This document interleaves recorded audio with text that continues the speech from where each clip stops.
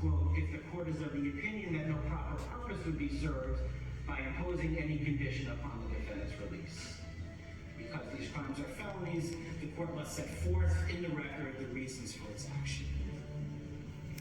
The American public has the right to a presidency unencumbered by pending court proceedings or ongoing sentence-related obligations. But imposing this sentence ensures that finality. Sentencing the defendant permits this court to enter judgment, to cement the defendant's status as a convicted felon while he pursues whatever appeals he intends to pursue. And it gives full effect and respect to the jury's verdict while preserving the defendant's ability to govern. People therefore recommend that this court impose a sentence of an unconditional discharge.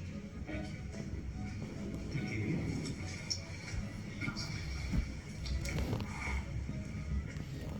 Thank you, Your Honor. I very much disagree with much of what the government just said about this case, about the legitimacy of what happened in his courtroom during the trial, and about President Trump's conduct fighting this case from before it was indicted, from while it was indicted, to the jury's verdict, and even to this day. What the government just said presupposes something that we disagree with very much, which was that this was an appropriate case to be brought. It was not. This case, without a doubt, knowing everything we know about the time of the investigation, the fact that multiple prosecutors looked at the fact of this case, including the prosecutors within the district attorney's office in New York County, and made a decision not to bring charges. As the court knows, shortly after President Trump announced his intention to run for re-election, this case was started for what amounted to a third time, which brings us ultimately to where we are today.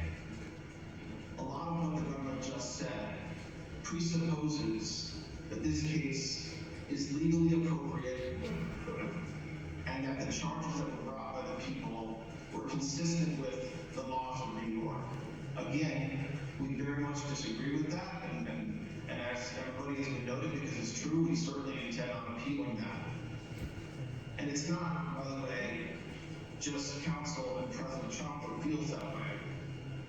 There's many legal experts that share the same views that I just said, which is that legally this case should not have been brought, both based on the facts that were established at trial, and also the legal basis for which they were brought. But it's also not just the legal experts, not just counsel, and not just President Trump, but the majority of the American people also agree that this case should not have been brought. I mean, the interesting thing about the fact that there was a trial for the first time in our history, a criminal trial during an election season, is that the American voters got a chance to see and decide for themselves whether this is the kind of case that should have been brought. And they decided. And that's why in 10 days, President Trump is going to assume the office of the President of the United States. And certainly we're here for the court to sentence President Trump to an unconditional discharge.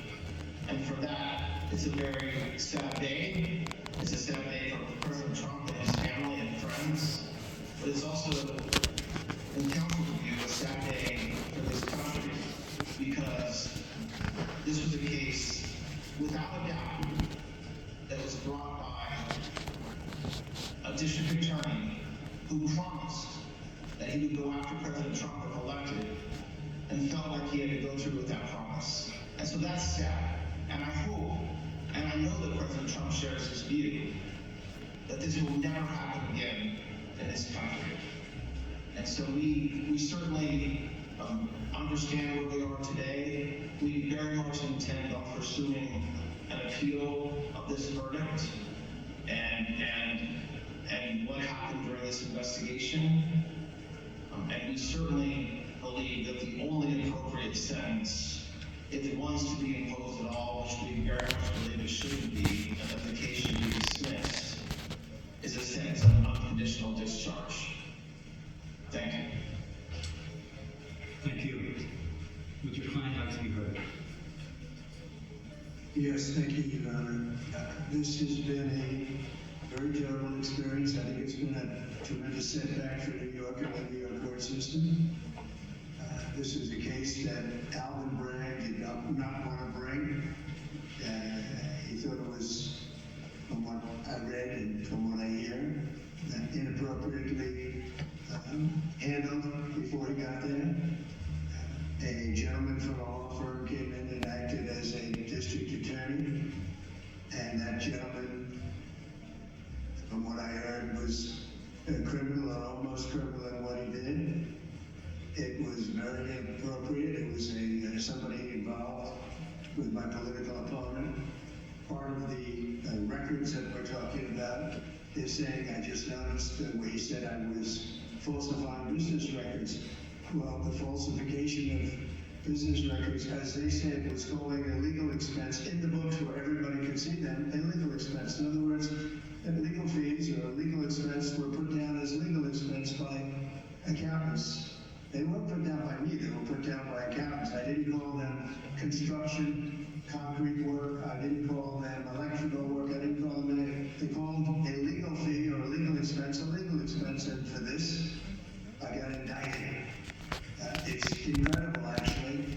Now, if you look, my attorney alluded to it, the top legal scholars and legal pundits in this country, the ones that are quoted all the time on television, that are making their views felt and highly respected people, have said, everyone, virtually everyone that I know, haven't seen any to the contrary, not one, and none. These people are not exactly friends of mine, to put it mildly, but they all said this is a case that should have never been brought as an injustice of justice. Very respected Jonathan Turley, Andy McCarthy, Judge David Rifkin, a wonderful man who just passed away, by the way, Greg Jarrett, Ellie Honig from CNN, of all places. CNN said that, Paul Ingracia, Alan Dershowitz, they all said this is not a case that should be brought. It's not, think about it, legal expenses are down as legal expenses, and I get indicted for business records. Everybody should be so accurate. It's been a political witch hunt. It was done to damage my reputation so that I'd lose the election, and obviously that didn't work. And the people of our country got to see this firsthand because they watched the case in your courtroom. They got to see this firsthand, and then they voted, and I won and got the largest number of votes by far of any Republican candidate in history, and won, as you know, all 7 swing states, won conclusively all 7 swing states, and won the popular vote by millions and millions of votes, and they've been watching your trial. So they understood it. I wasn't allowed to use the lawyer-client privilege or the reliance on counsel. I had a lawyer that made this deal, and he admitted that. And he was also a totally discredited person. We weren't allowed to use the information from the Southern District that totally discredited him. It wasn't allowed to be put in. And it was terrible, unbelievable. And this is a man who's got no standing. He's been disbarred on other matters, unrelated, and he was allowed to talk as though he were George Washington, but he's not George Washington. He shouldn't have been allowed. The Southern District did a book of approximately 28 pages.